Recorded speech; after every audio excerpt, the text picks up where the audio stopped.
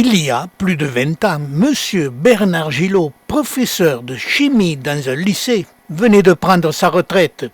Et voyant le travail qu'accomplissait notre association, il fit la demande d'intégration et de participation à l'index général de notre centre de documentation.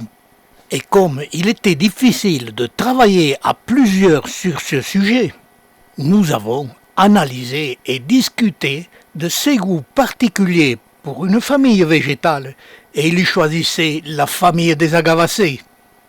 Il se mit immédiatement au travail en s'appuyant sur notre centre de documentation, sur les membres de notre association. Il faisait aussi un voyage au Mexique, lié des relations avec des Mexicains, visitait aussi les jardins botaniques du Mexique et emmagasinait au maximum toutes les photos qu'il pouvait avoir sur les agavacées.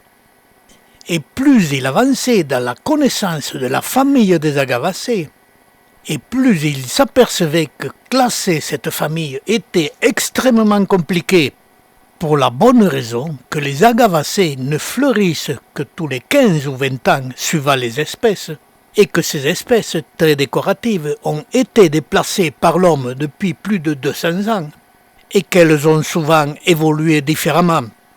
Et malgré cette complexité, M. Gillot, pendant ses 20 années de recherche, a accompli un énorme travail que l'on peut admirer dans notre arche de Noé des images de plantes succulentes. M. Gillot a recensé et identifié plus de 200 espèces, mais il reste encore un énorme travail car plus de 100 photos qu'il a recensées n'ont pas d'identification.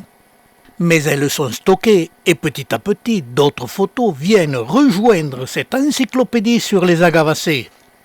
Même s'il ne peut plus assumer ce travail de recherche, M. Gillot, qui pendant ces très longues années a étudié la famille des agavacées, tous ces travaux très utiles ne seront pas perdus. Ils sont intégrés dans notre arche de Noé.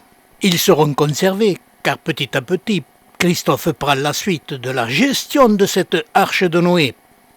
Mais aussi, celle-ci vient de rentrer dans les archives départementales, ce qui garantit la conservation de tous nos travaux.